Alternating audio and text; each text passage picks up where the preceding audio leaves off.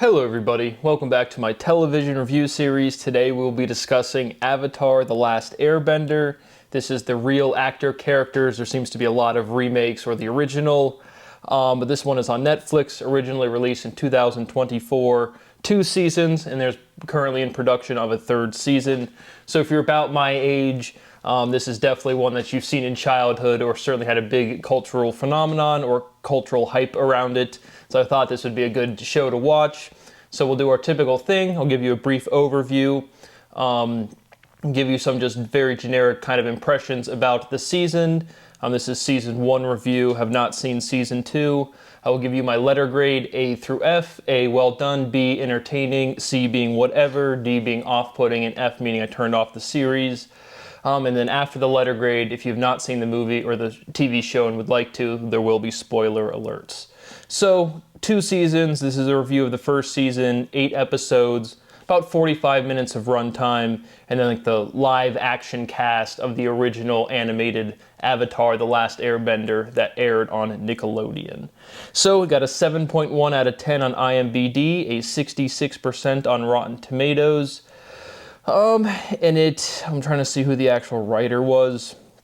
But regardless, just a big cultural phenomenon show, certainly when I was growing up. I think it originally aired in 2005 to 2007. 2007 to 2009, something right around in there. And so, again, we have this is a fantasy, not a genre I watch too much of, not for I dislike it or anything, but just there's some elements of, past even science fiction, right? What's the difference between science fiction and fantasy? But certainly a fantasy kind of adventure show that I think has a pretty rich power base. Like the different characters can do different cool things, specifically bending. Earth, air, water, and fire bending, just they can manipulate the elements. And so some kind of nature feel to it, some sort of, I don't want to call pagan, but just like pagan tradition type of things, elements, earth, wind, fire, and air, or water, missing one of the two, just said them. But regardless, I just think the things that the characters and the universe or the landscape they're exploring is pretty interesting. Does it hold up to the original? Frankly, when I was watching this season, I couldn't remember how much I remembered of if I've seen the whole original Avatar: The Last Airbender. I've certainly, after finishing season 1, I certainly have seen the entire first season of the original animated one. I can't remember if I've seen the whole show because as a kid didn't really watch too many shows just directly through. But regardless, I think the overall writing, there's a lot of, Aang, he's the Avatar, he can master all of these different bending skills. Sokka and Katara are brother and sister of the Water Tribe, and throughout the season, they're just trying to make it across this globe or across the world. Again, I'm not sure if the globe is supposed to be relevant or reflecting of the real geography of Earth. It's kind of a setting you don't really get or know, or at least I didn't pick up. But they're trying to go from the south to the north, or from the north to the south. Yeah, from the south to the north, and just stop the Fire Nation who has invaded. And Aang can master these 4 elements. And he's been frozen in ice for 100 years, and he just kind of reemerges from the ice. And he's trying to stop the overall Fire Nation domination of the world. The 4 elements had lived in peace, kind of like the intro scene dialogue. And so that's just kind of what they do throughout the show. The main sister and brother, Katara and Sokka, and then Aang. And then there's a lot of characters in this one. And then kind of the other, I'd say, major characters, Zuko, his uncle, as well as Ozai.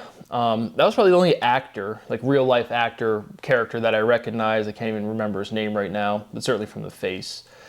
But they're the Fire Nation, and Prince Zuko is kind of, trying to win his place back as the rightful heir to the Fire Nation, the Fire Lord. And so Fire Nation's attacking everybody, trying to take over the world. Avatar, Aang, trying to save the world. Sokka and Katara, waterbenders. And Aang, as the title directly states, is the last airbender. And so overall, giving a grade specifically on, hey, 33 years old or about to be 33, sitting down, what do I think of the show right now? So I'm going to give it a B+. I'm going to give it on the higher end of entertaining. Not going to bump it up to the well done, What I remember from the original animated series to this live action, the overall writing seems to be very consistent. All of the major plot points seem to be right in line, and I couldn't even frankly remember if I had seen the entire first season of the original. But overall, upper end of entertaining, definitely some nostalgia. I think the overall fantasy elements, both the actual cinematography, whether it's CGI or how they do that, was pretty solid. Some of the writing was a little, I don't want to say weak, but just like very kind of cliche, right? It's kind of a younger audience show where it's like, hey, Aang is this different person and he has to realize his potential. Sokka's realizing his potential. Katara's realizing her potential. All of the characters are kind of going through the same type of growth, and certainly geared to like the younger audience. So as an almost 33-year-old, again, some of the lines are kind of, again, just juvenile, but fantasy elements pretty good. The actual plot development, which again, I didn't remember all of that well, is pretty intricate. I like it, so I thought that was good for, again, just actual development, pace, cadence of the show. And so, B+, that is what I have for it. Again, this might be a little long one. There's 8 episodes, and I'll just kind of recall the major developments and things that stuck out to me. And so if you've not seen the show and would like to, I definitely recommend this if you like fantasy, you are okay with a kind of like a more juvenile dialogue, or again, if this was a TV show that you saw growing up, that's definitely why I clicked on it. And so that is what I think is my general impressions, and now we'll get into the plot development. And so you open up, Aang is the last, or he's an airbender at one of the tribes, north, south, I can't remember, but you just kind of have this thing where, hey, the earthbenders are kind of like attacking this Fire Nation. They all kind of have their like enclaves or strongholds, and these earthbenders get caught, and Ozai, the Fire Lord, is like, hey, we knew you were coming. The earthbenders are like, we're going to stop you from attacking us. And Ozai was really going to attack the airbenders. Fire Nation, the entire season, is just trying to take over the world. Which, again, overall writing in that kind of dialogue is very generic, very cliche. I want to be the best, I want to dominate everything. You've seen it a million times. But regardless, Aang, airbender, he's in this airbending world, learning his different skills, and he gets told pretty quickly, like immediately into the show, that he's the airbender. He kind of goes off. He's kind of either reflecting, kind of goes away from the tribe, and then other air nomads are coming. They're flying on their big, what's the Yip Yip guy? It's like literally a flying bison, and then Momo is the other little animated character who's like a little monkey, a little spider monkey, fruit monkey, something like that. But regardless, the Fire Nation wasn't actually attacking the Earth Tribe, and they were going to attack the Airbenders. And so, right as that's happening, Aang is like out at sea, or he's like gone away from the Air Tribe, and he gets kind of like encapsulated in this like energy orb thing, and he gets preserved for 100 years. The Air Tribe gets completely wiped out. And again, that is the title of the show, The Last Airbender. And then the bulk of the show is 100 years later. Aang kind of thaws out from this big sphere when Sokka and Katara, these two kind of younger, again, I looked up the actress because, again, if you watch the show as a kid, even as an animated series, you're like, is Katara, is she fine, is she bad? And again, she's a pretty lady, but she's also 20, noticeable generation younger, so she looks young. But everyone knew if you watch the show as a kid, you're like, she's got to be pretty fine. But regardless, they are in the show, can kind of portrayed again mid to late teens. Sokka, his father's kind of left him in charge of protecting the Water Tribe. Katara has lost her mother, and so was Sokka as well. But really the writing focuses on Katara's relationship with her mother, or what she had, and then Sokka's relationship with the father. But that's the dynamic, and they're in this, I think it's called like Wolf Cove, but just the Southern Water Tribe.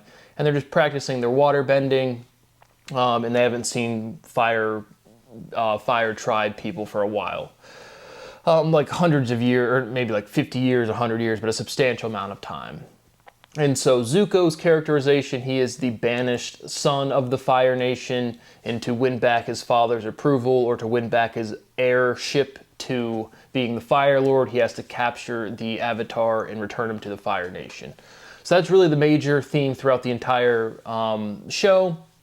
But regardless, Aang and he for some reason comes out of the big orb, and he's right there with Sokka and Katara. Quickly makes friends with them, goes into the Water Tribe. Fire Nation shows up. Zuko's like, hey, hand over the Avatar. They're like, no. And so they kind of bond up, and that's your core group throughout the show. And so first kind of place they go to, they escape Zuko's kind of advances at the initial Wolf Cove. And so they kind of land on one of the two first places they go are Earthbending Kingdom Islands. And so they have their different names. I'm not going to remember them.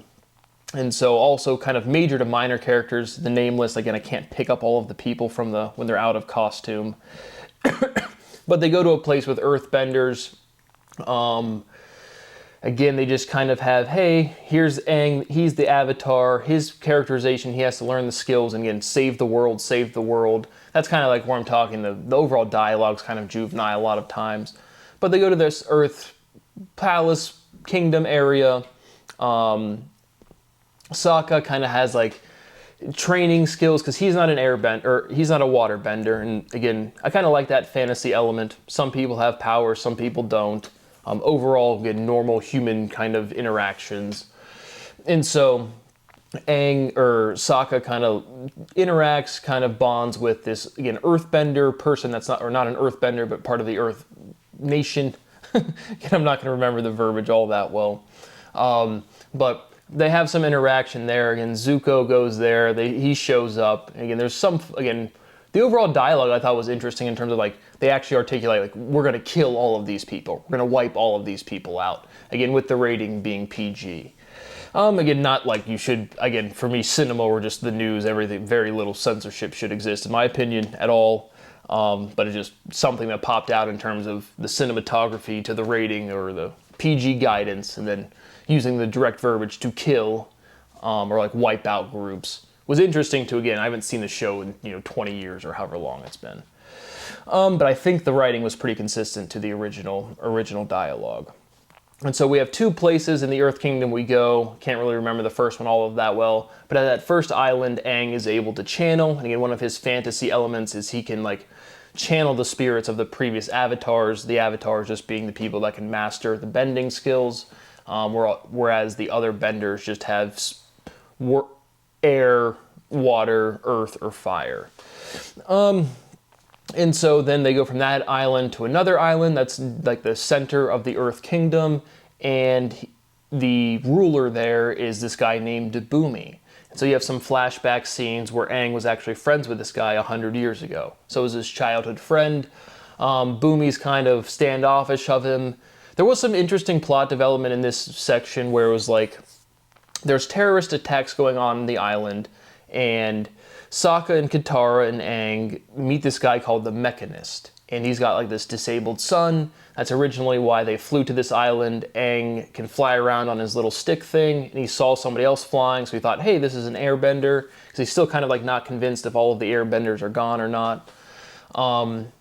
But there's this character, the Mechanist, and he's kind of this Earth Nation person that's kind of giving secrets or working with the Fire Nation spies, and his son is kind of disabled. And so the interesting thing that I thought from this plot section was Katara kind of, again, has a little romance with this guy who's, again, an earthbender. I think he's a bender, but regardless, again, the overall development of Aang and Katara throughout the season is developing their actual bending skills.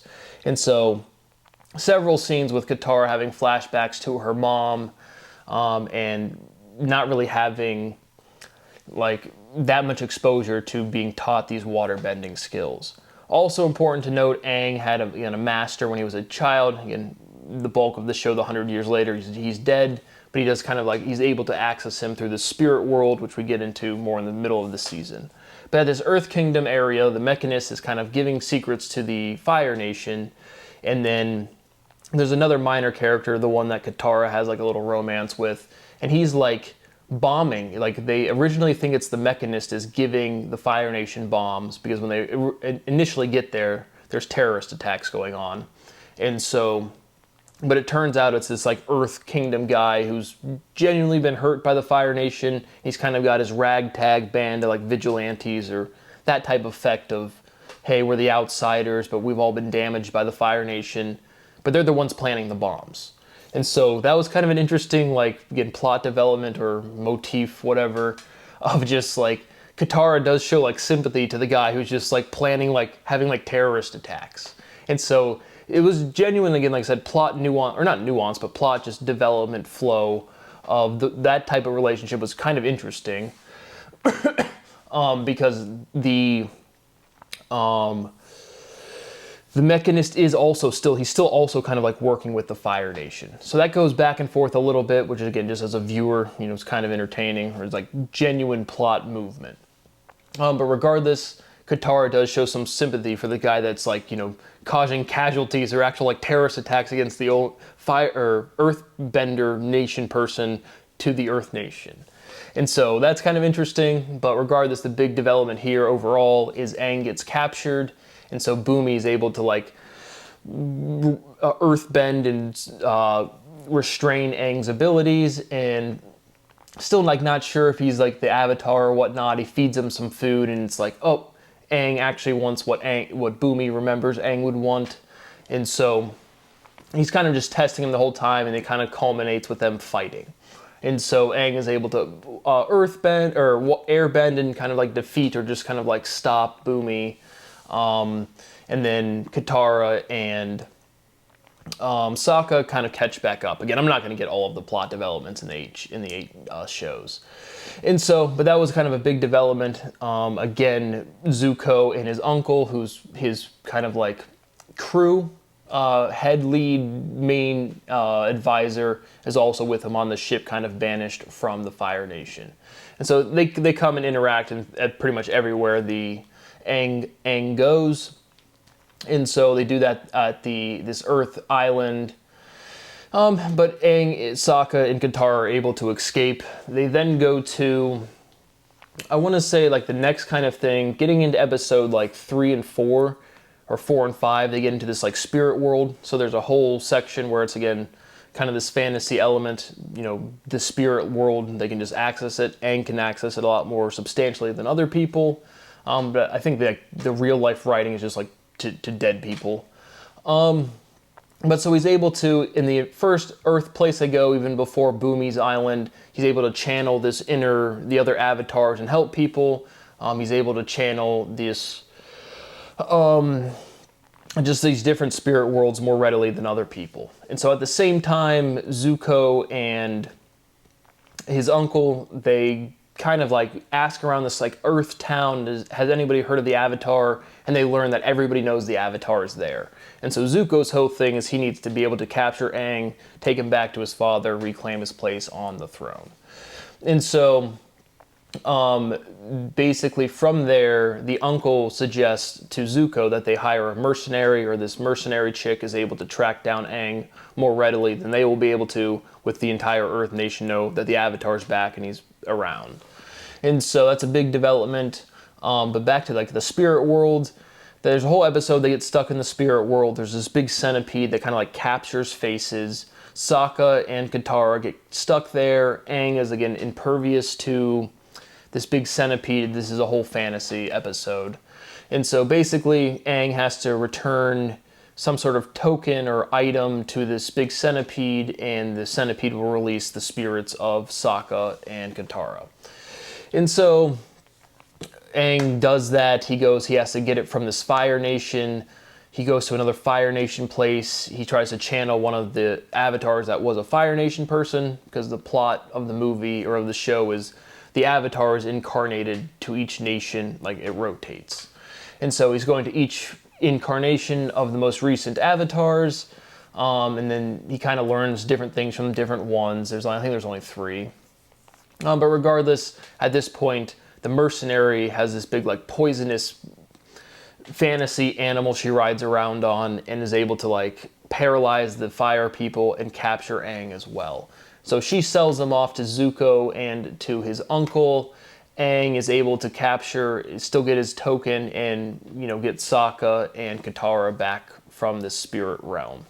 Throughout this point, now Katara is getting better at her water bending throughout the whole season. They're getting better at their bending skills. But now Aang is in the captured, he's in the possession of the Fire Nation. Big plot development between Zuko, his uncle, and there's another major, I think Zhang or Zhang, but kind of like the third in charge person on the Fire Nation with Zuko and his uncle. And basically he starts working with Zuko's sister, Azula, I think is her name, but she's back at, the Fire Nation headquarters training with Onai or Ozai. And she's kind of like, she wants to be the next, she feel like, she's getting left behind for her brother. That again, kind of a trite cliche theme again, hey, brother versus sister, hey, brother versus sister type of deal.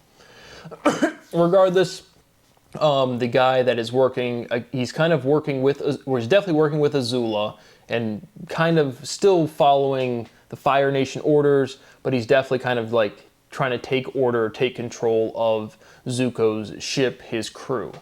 And so this is, I thought, was like the strongest plot development throughout the show was, so they capture Aang, and then Zuko goes to, as a Fire Nation person, take Aang from the Fire Nation.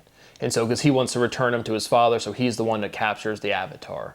And so he kind of breaks in, he's got this mask, he kind of breaks down, bypasses or like fights these different Fire Nation guards. He's able to capture Aang. And then they kind of leave, kind of takes off his mask, or not takes off his mask, but there's these really precise archers that the Fire Nation has employed. And so the archers like hit this mask and the mask kind of falls off, or Aang removes the mask because he's not sure who's helping him, and it's Zuko. And so immediately after Zuko wakes up, he's still just trying to immediately capture Aang. Aang is individually more powerful as a bender, and so Zuko doesn't really have much of a chance. But now the Fire Nation's like, hey, this is treason, or at least that's a plot development, and that's what this, I forget his name, but Zhang, the third in charge on the ship, he tries to take control of the fleet that Zuko has. And to do so, like I said, this is the strongest plot development, I thought, was he kind of like, he's drinking with the uncle, or with Zuko himself. I think it's with the uncle. And basically he just intonates or implies that the Fire Nation is going to have Zuko tried for treason because they know that he broke into the thing. The uncle hears that, so he sends away Zuko. Zuko goes on this little ship, and again, another fantasy element or production of the show, the actual like depth you get from the size of the ship, specifically in like the last battle, the size of the Fire Nation army. I thought that was well done. I remember the original show having a good sense of scale, sense of depth when you're watching it. But at this point, the Zuko gets sent away on the smaller ship by his uncle, and it was kind of like, I'm missing some of the articulation of the plot, but it was like the Fire Nation wasn't actually trying to try, or didn't know at least, that it was Zuko who broke out Aang. And so it was this Commander Zhang or Zhao or whatever his name is, planting some seed to see what happened, and then Zuko takes the bait. But Zuko also swims away, or is able to get away from this blasting jelly that's kind of like on his ship as a sabotage, but Zhang kind of tries to take out Zuko.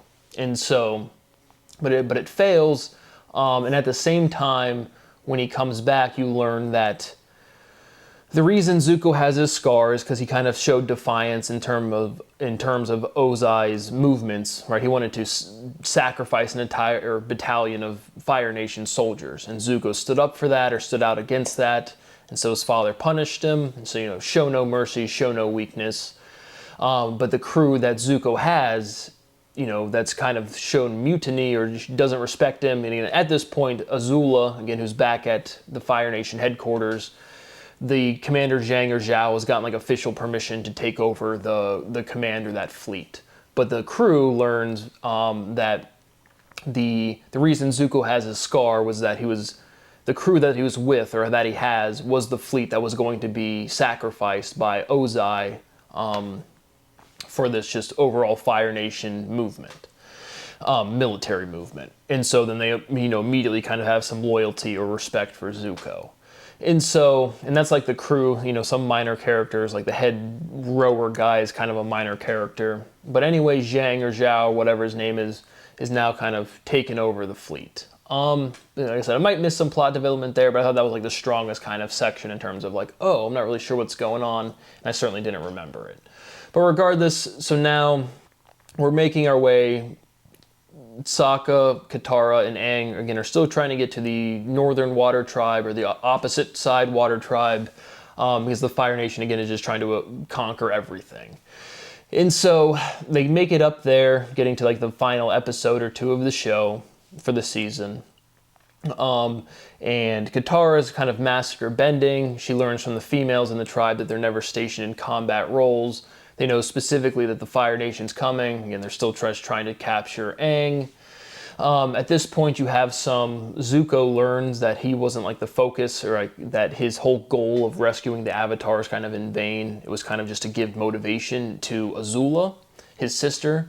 And she's doing some fighting or some training, and she does some sort of like lightning super bending, but she has the stronger power, stronger bending skills, and the heir is going to take the throne, and Zuko never really had a chance. At least that's how it's portrayed up until at the end of the first season.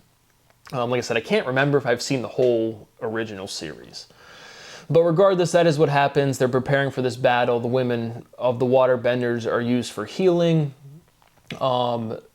Sokka meets this guy, or this girl, not this guy, but this girl who's like a princess, and she's like a spiritual leader, and he immediately is like, hey, I recognize her. Every time she talks, he's like, hey, do I know you? How do I know you?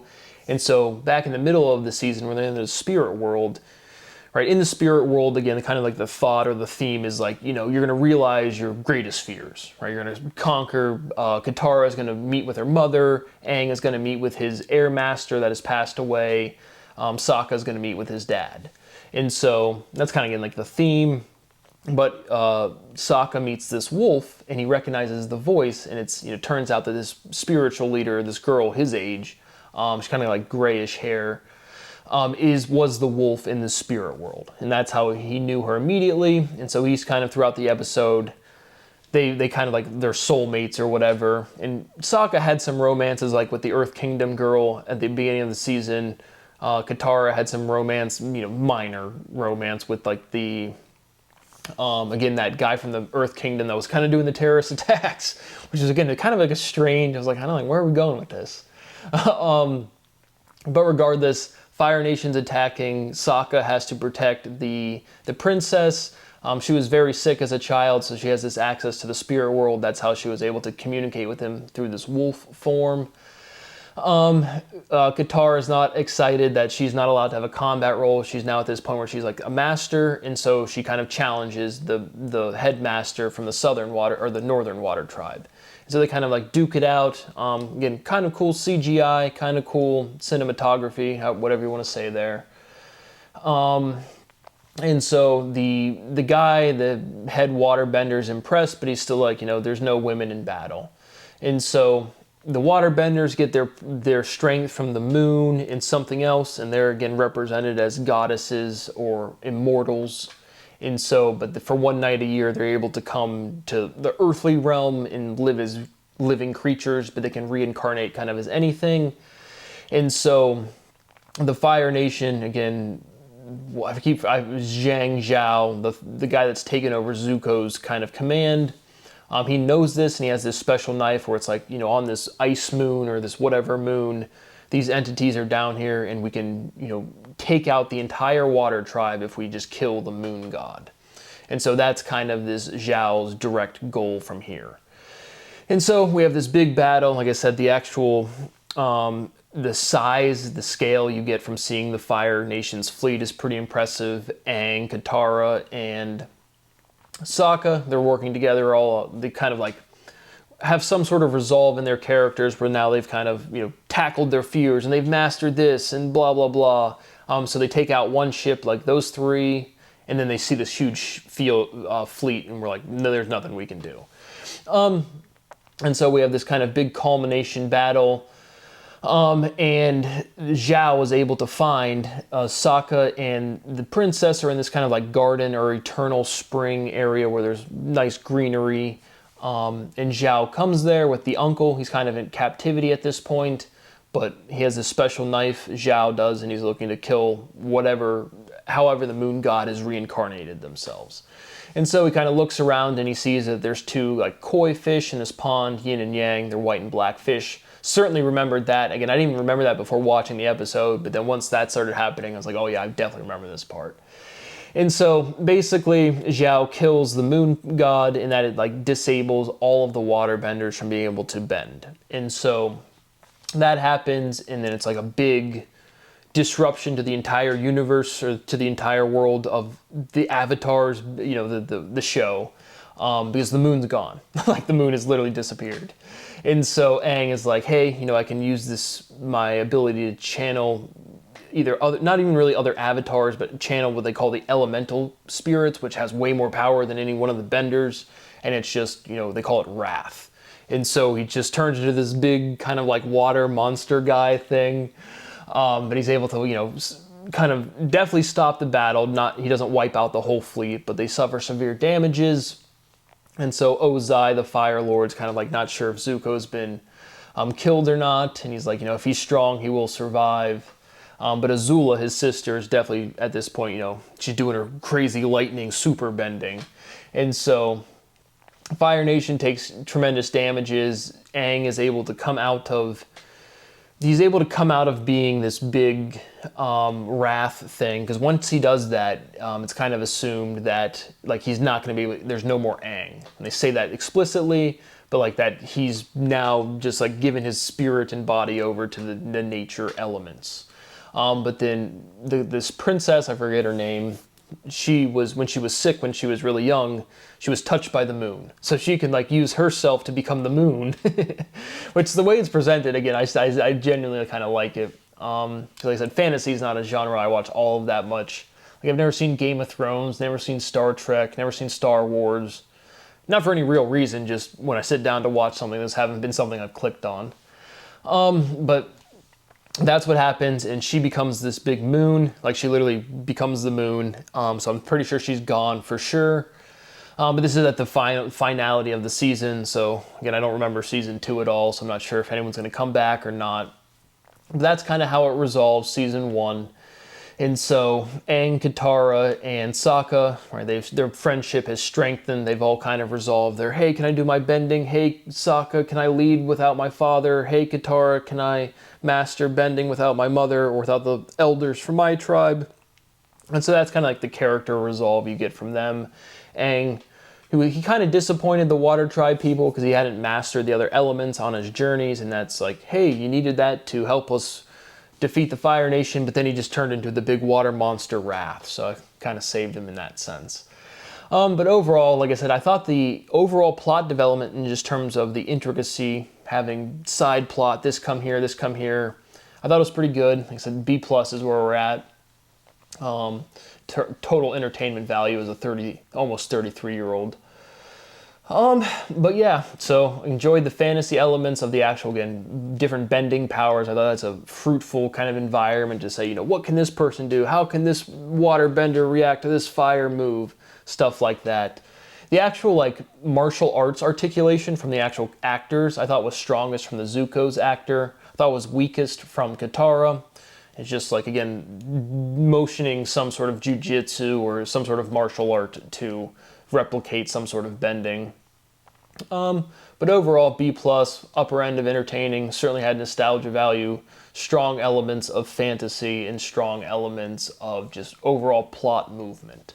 So that is what I have for Avatar: The Last Airbender. I will almost certainly watch season 2. So that's what I have for now. Thank you for watching, and I'll see you on the next one.